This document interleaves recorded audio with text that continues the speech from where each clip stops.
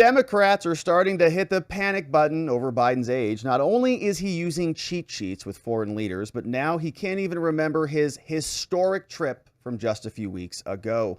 This clip comes from outside the White House after Joe Biden was there using these cheat sheets, calling on reporters and journalists who already had pre-written, predetermined questions to lob his way. And after this event, he was out talking to the children, and he was asked by a child about his most recent trip. Where have you gone around the world? The child said. And as we know, Joe Biden just got back from a very big historic trip over to Ireland, part of his bucket list tour with his son, Hunter Biden. And he had a hard time remembering that trip. This is what it sounded like.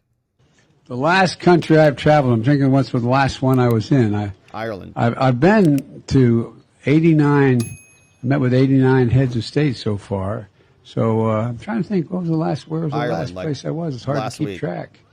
I mean, yeah, you're right, Ireland. Ireland, yeah. That's where it was. Kid says it. How'd you know that? Because the kid's 8 and can read. Ireland! You went to Ireland. He's like, oh, yeah, forgot about that. And the crowd laughs at him because they know he's gone. Keep track. I mean, yeah, you're right, Ireland. That's where it was. How'd you know that? Because the kid can read. That's why. Because the kid pays attention and Joe Biden doesn't. So the media is now asking about this. In fact, Axios posted this. The risks about running at age 80. And there are other Democrats we'll check in with who are also concerned about this. We had this individual, a Democrat called Rep. Clyburn, is on the media pushing back against age-related criticisms, along with Senator Amy Klobuchar.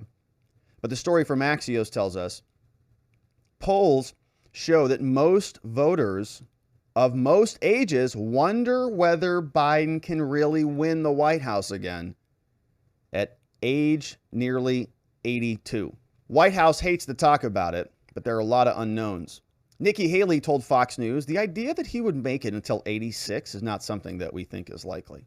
The White House rarely puts Biden in any improvisational settings or in front of hostile questions from reporters. So it's tough for anyone outside his tight bubble to truly appraise the reality of Biden being the oldest president in history. Now, behind the scenes, his advisors say he's mentally sharp, but even some of them concede his age has diminished his energy and significantly limits his schedule. So there are actual consequences to this, like he can't do the things that other presidents might be able to do, and his aides are admitting it. Often adding a caveat saying, we're amazed by his stamina for his age. Some White House officials say it's difficult to schedule public or private events with the president in the morning, in the evening. The vast majority of Biden's public events happen on weekends, weekdays between 10 a.m. and 4 p.m. Jen Psaki, who was the first White House press secretary, acknowledged this dynamic. She noted the remarks from the president on the SVB crisis must have been high priority since he delivered them at 9:15. Whoa. President Biden does nothing at 9 a.m., she said. He is a night owl. Pfft, yeah, right. I'm up at 7:15, she said. And that he works out from 8 to 8:45 is what Biden said. But a breakdown of his schedule shows the following. Only 4 public events happen before 10 a.m., just a dozen public events after 6 p.m., mostly dinners and receptions. 12 full weekends with no public events. In response to this reporting, the White House Deputy Chief of Staff sent a one-word reply. False, period. Idiot. Biden has remained an active traveler, more than 20 trips. Just throw him on the plane, he just takes a nap. To quote a young, healthy, and capable reporter's tweet about the president energetically mixing with service members, says, I am so tired. He said he's tired. Deputy Press Secretary Andrew Bates told Axios, I am so tired. Now, here's what's fun. They write, the White House is basically hiding Biden as he auditions for another term. Some aides privately have compared Biden to an aging king. He has a tight-knit palace guard of longtime aides whose first instinct is to protect him and not take chances. Has not done any interviews with the New York Times, the Washington Post, the Journal, a break from decades of precedent. Biden's team points to scores of brief Q&As with other interactions with other reporters. But the question is, he's going to be the most garden-centered campaign in nearly half a century since President Ford in 1976.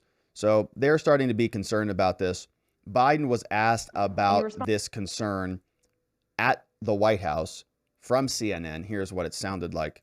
You recently launched your re-election campaign. You've said questions about your age are legitimate, and your response is always, just watch me.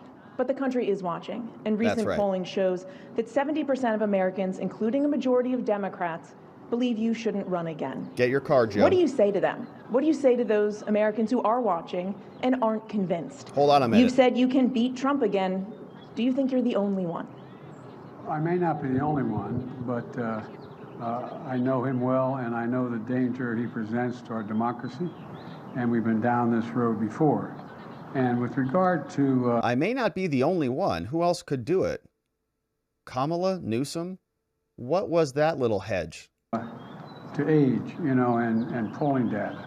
I noticed the polling data I keep hearing about is that I'm between 42 and 46% favorable rating, et cetera. And, but everybody running for re-election in this time has been in the same position. There's nothing new about that. We're making it sound like Biden's really underwater, number one. Number two, when the same polling data asks whether they think what kind of job I've done, it gets overwhelmingly positive results, from 58% thinking everything from the CHIPS Act and all the things. He sounds like he's going to fall over any minute. We've done. You know, we've created, like I said, we've created 12 million new jobs. We've created 800,000 manufacturing jobs. We have... Does that include all the jobs that came immediately back after the COVID lockdowns and the COVID pandemic? Economic growth moving. We're in a situation where the climate, we've invested more money and more help in dealing with the climate crisis than any nation in the world. You are spending a lot of money. That is true. Moving. And the reason I'm running again is there's a job to finish. The other thing is that, look, you know, think about what I inherited when I got elected. I inherited a nation in overwhelming debt at the time, number one, and in the hole for the 4 years massively that he was president. Thanks to the pandemic. I inherited a nation that had a serious loss of credibility around the world as America first. And yeah, we're doing a great job now with Afghanistan, Ukraine. We're seeing what's going on in Taiwan. Borders doing a great job there. Nice job. You know, the first meeting I attended the G7, I said, America's back. And one of the world leaders looked and said, for how long? For how long? 2 minutes. There's a great concern about the United States 2 minutes. being It's not able going to to last. lead the free world. And we're doing that again. And those same polls you look at, you take a look at the polls, they're saying whether I pull together NATO and the European Union as well as Asian partners, I think we have. But there's more to do. And with regard to age, I can't even say, I guess how old I am, I can't even say the number. It doesn't register with me. Yeah, because you don't remember? But the only thing I can say is that... I can't even remember how old I am. That's how unimportant it is. Don't even know. One of the things that people are going to find out is going to see a race, and they're going to judge whether or not I have it or don't have it. I respect them taking a hard look at it. I take a hard look at it as well. I took a hard look at it before I decided to run. And I feel good. I feel excited about the prospects. And I think we're on the verge of really turning the corner in a way we haven't in a long time. Somebody told him in that earpiece, hey, back away from the microphone, Joe. He was going in for that. You see that there? He's going to go in for a whisper, go in for a, I don't even know how old I am. I can't even remember. Honest. And then he got, hey, back away from the microphone there, Joe. Look at it. I take a hard look at it as well. I took a hard look at it before I decided to run. And I feel good. I feel excited about the prospects. And I think we're on the verge of really turning the corner in a way we haven't in a long time. I know you're tired of hearing me say we're at an inflection point. Well, we really are. We are tired of it. What happens in the next 2, 3, 4 years is going to determine what the next 3, 4 decades look like.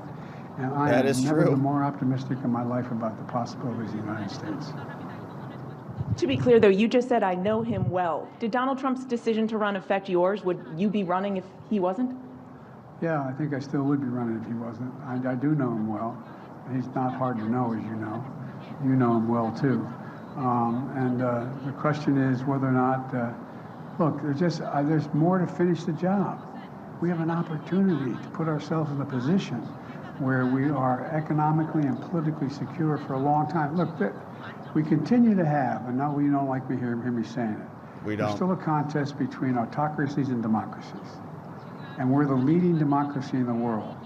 No, we're not. What are you talking about? All the democratic principles that we used to enjoy are being evaporated day by day. Your administration is behind a huge swath of them going away.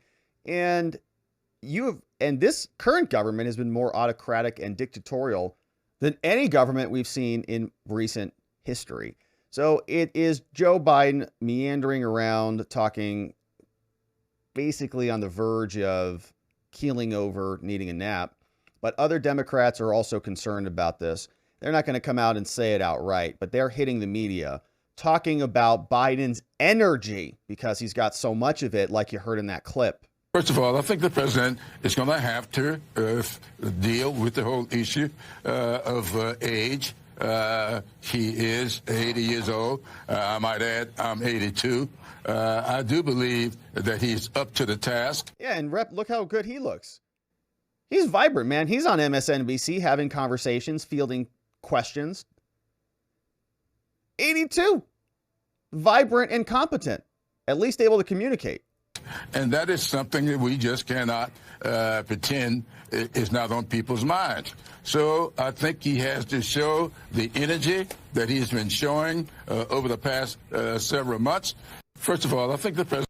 So he is going to have to address that. That is Representative Clyburn, who is a Democrat, communicating about it.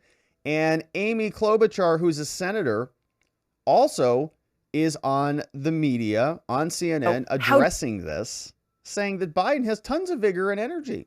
The fact is that many Democrats worry about his age. Even the New York Times editorial board, which is not exactly a bastion of conservatism, this weekend wrote that candidates shouldn't pretend, as Mr. Biden often does, that advanced age isn't an issue. These are concerns that are not going away, and you know that. So how do you think President Biden could overcome that?